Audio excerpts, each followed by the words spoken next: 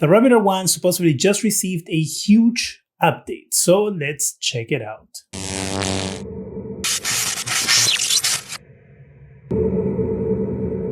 Hi, welcome to ZGadgetReview. I did a review on the Rabbit R1 a few months back, and my whole thing about it was that it was just not useful, that it wasn't a good device. The Rabbit R1 is getting upgraded to Rabbit OS2, and there's a host of changes. A refreshed design inspired by a deck of colorful playing cards. So this gives me to believe that it's going to be touch. Finally, they're activating the touch. Because if they continue with that wheel, this is nothing really, in my opinion. New card stack that makes each main device feature easy to access. Okay. More familiar gesture functionality added to the touchscreen. And so you can update your Rabbit R1 to Rabbit OS2 for free. They're finally unlocking the touchscreen, so you can use this as something that you might be used to using. So let's take a look at it and see if the promises are real. So we are touchscreen now. So you can see here, I can swipe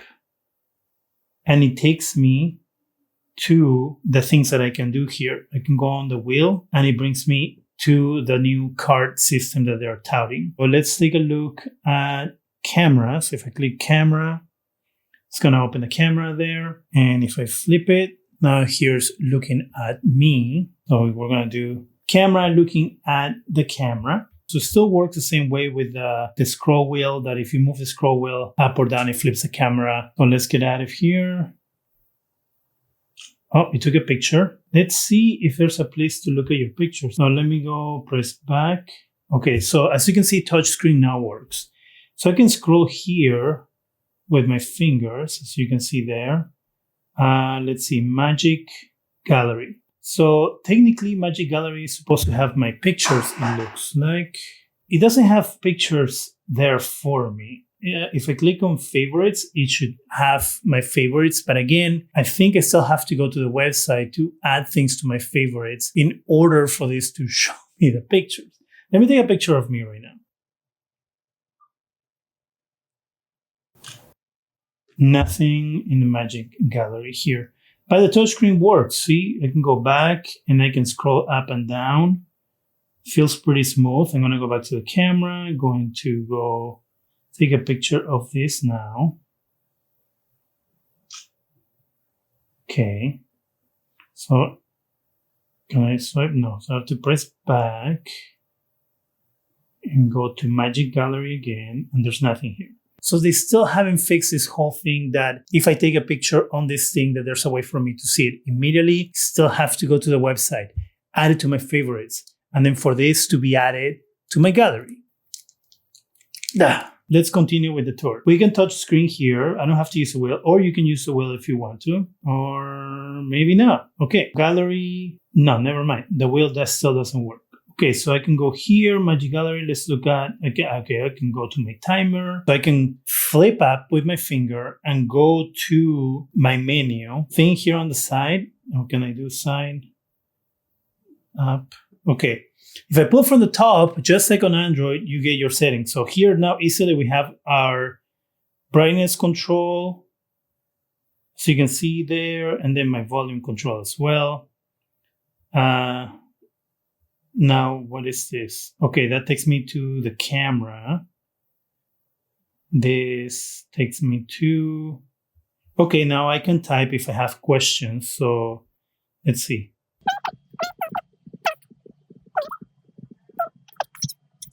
Okay, I didn't mean to do Thailand. I was trying to do in the world.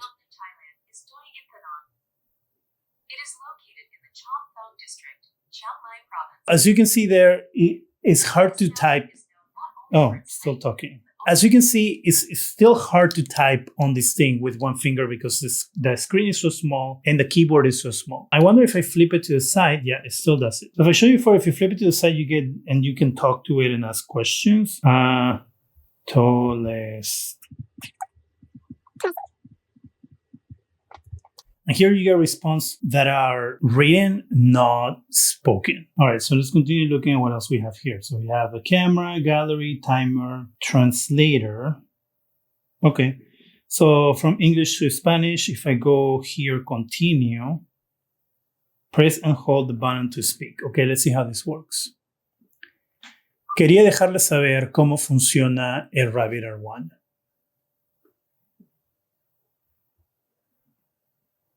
I wanted to let you know how the Rabbit R1 works. He called it a Rabbit R1, a Rabbit R1, but at least it actually translated it. Hasta ahora mi experiencia con el Rabbit R1 no ha sido la mejor. So far, my experience with the Rabbit R1 has not been the best. Es fácil de cambiar los settings cuando estás usando esto, cuando jalas de arriba para poder cambiar el volumen y el brillo de la pantalla. That was very difficult. Let's see if we can do it. It's easy to change the settings when you're using this, when you pull down from the top, to be able to change the volume and screen brightness. I'm impressed with the translation feature. It works very well. So if anything, if you're going on a trip, you can use this to translate things. Of course, your phone exists, but if you wanted something separate than your phone, you can use this for that. And now, I, by mistake, did this, flipped it, and now it's not going back. If you make the mistake of flipping it like that, and then you flip it back and still stuck like this, because that's the thing, you cannot really use it like this because the moment you flip it to use it like that, it opens the keyboard. So you're stuck using it like this. So to get out of it, you press the back button, and then it fixes the orientation. And it keeps things open here. Can I get rid of them? Yes. So you can get rid of them by swiping away. And so we have translator. Okay, we have a recorder. So let's try a recorder. Okay, let's do this. Okay, it's not, okay. I'm recording this in order to show you guys how it works and then what the microphone sounds like. As you can see, I'm talking away from it. Let's play it. I'm recording this in order to show you guys how it works and then what the microphone sounds like. As you can see, I'm talking out. I'm pausing it. I'm going to trash it. Delete file, yes. Delete file, yes. Okay. Arcade, okay. This is my old friend, the arcade, where you get the little balls and then you get the little hats and stuff for your rabbit. But to me, makes zero sense for it to exist. So let's do a play. See if anything's changed here. 10 carols will be reduced. Okay. All right. So here we go. It's not touch screen, so we still have to do it like this.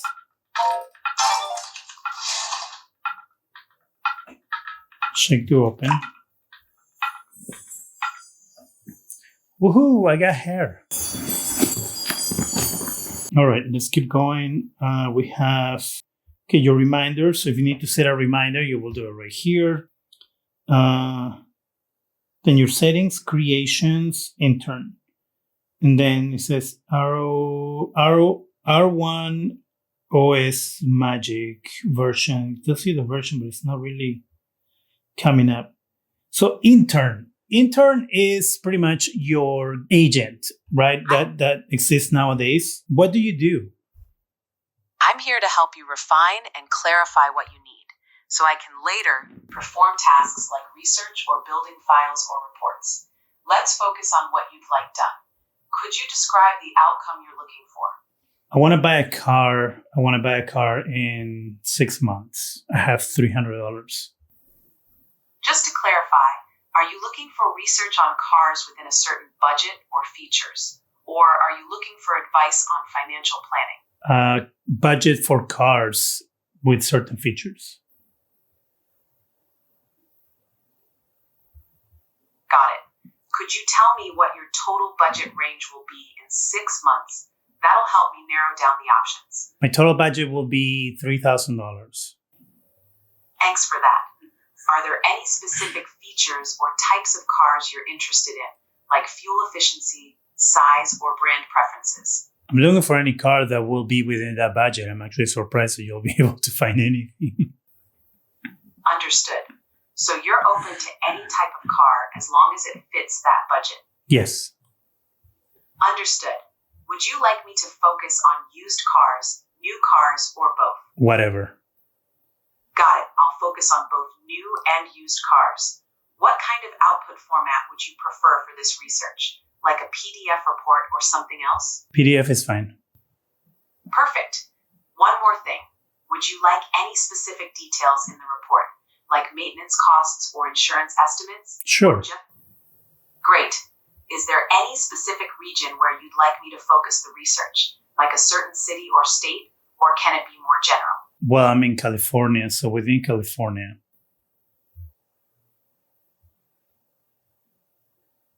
Perfect. I'll focus on cars available within California. Is there any other specific requirement or detail we haven't covered yet? No. I'll get started on that task right away. You can check the status in the rabbit hole. So there you go. That's Intern. Now, Intern has existed for a while, but again, it was one of those features that you had to go to their website to use. Clearly, they have added here now to the device where you can actually use it. As you saw there, it's pretty intuitive. Again, I am impressed with how intuitive it is. The questions that it asks, the fact that I could answer in a normal, speaking way. I didn't have to tailor my responses or anything like that. That seems useful. Again, I don't really know what I would use it for, but there it is. Let's go to Creations. And so Creations, you can create with your Intern or you can add via QR code. And so you can manage here. You have your public things here. I was going through this, and this is Creations by the community. I'm not going to say that I'm not disappointed with it because I am. These creations feel more like a cell phone from the early 2000s that had certain weird, quirky things. Like when the iPhone first came out and it had all these random apps for really trash that you could touch the screen and play with the screen. Like you had a lighter, weird little things that people could do for an app because it was a new thing. That's what Creations is on this. Well, in the way you go here, you press here. If it's working, there we go. And then I can install it.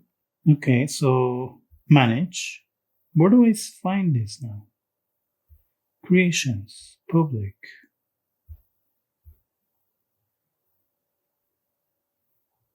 Okay.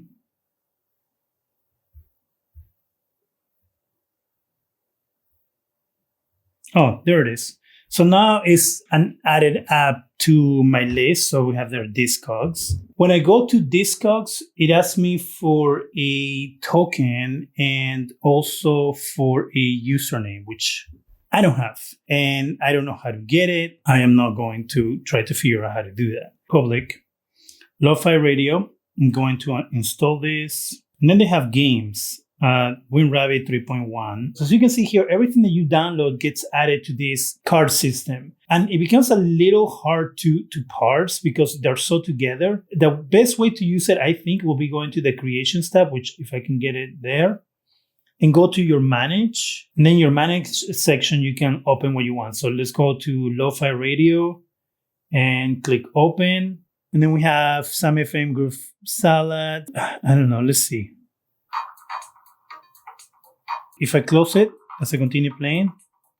No. So once you get out of it, it goes away. Okay, so Lo-Fi Radio has that. Let's see. I cannot see, like you can see there's more information down here. I'm going to lower the volume here. But I cannot get to it. I don't know what it is. Maybe if I flip it. Nope. If I could do the whale. Nope. So let's get out of this. Creations, manage. Let's go to WinRabbit 3.1. I'm curious of what that is. Clearly some sort of Windows 3.1 thing. So file options, Windows help. Okay, so we have a to-do, notes, agent. So this looks like an access menu using Windows 3.1 theme. Oh, there we go. Oh, I gotta double click it. And then I can type things. Okay. As I was saying at the beginning of this, it feels like early era of cell phones kind of apps. Let's check out the YouTube client here. So open. Watch later. Okay. All right, look at that. Bring up my videos. Let's see. Oh, let's check this out, the fire pit. Other smart products. We have smart TVs, smart glasses. Okay, as you can see, the screen is not it's not the best screen. Okay, so I made it smaller. I made it bigger now. It's a very simple. You don't have a way to change settings or anything on it. Can I flip it around?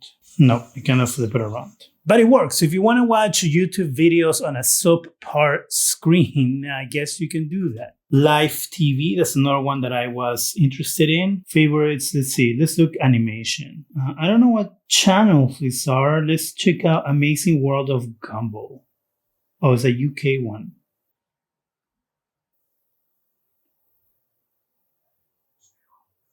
Okay, so technically, they're like YouTube videos, I guess. Let's look at comedy. What is that? 30A Ridiculous TV.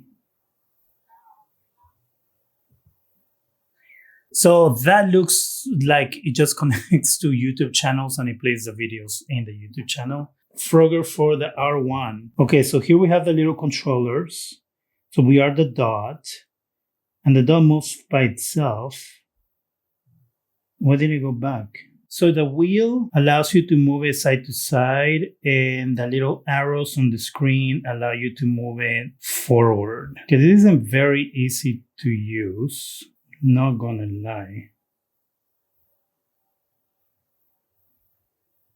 Ooh, I made it. Rabbit R1 OS2 is better, much, much better. This is what should have shipped to begin with. That other thing that they had before, I just don't know what they were thinking. It is much easier to use. It has a lot more functionality to it than it did before. Of course, the main thing here is AI. How does the AI perform? And that I'm going to have to do in a different video because I'm going to have to do another comparison to Gemini. So it's going to be Gemini versus Rabbit OS2. I sadly still cannot say that this is something that you should purchase. Why? Because technically everything that this can do, you can do on your phone right now. What I'll give this that Google and Apple don't have is that quick accessibility to certain features. How quickly I was able to do the agent.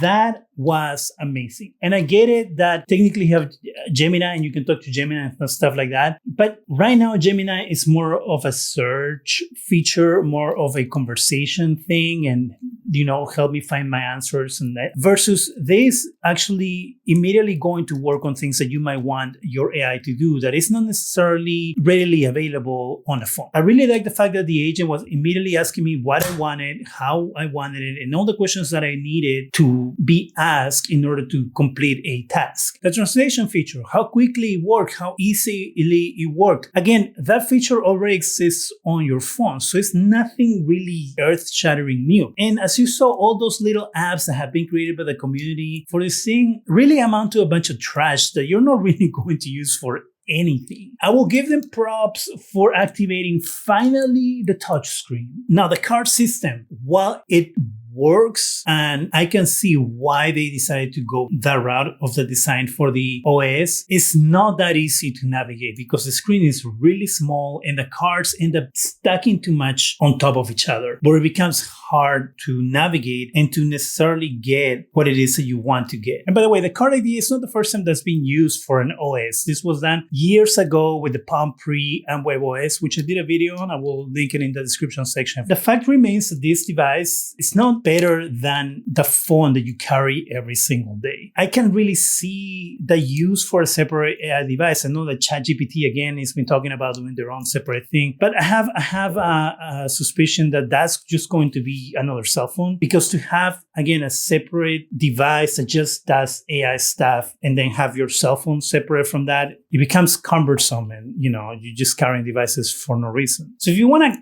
get this to experiment, I guess I said before, play around with it. If you're a person who likes to code and wants to play around with coding with AI and things like that, this might be useful to you. But for the average person at $200, it's not worth it. What do you think about the new Rabbit R1 OS2? Have you had a chance to use it? Have you been able to play with it? Let me know what you think about it in the comment section. That is it for me. Go ahead and subscribe. Give us a thumbs up. It really helps the channel.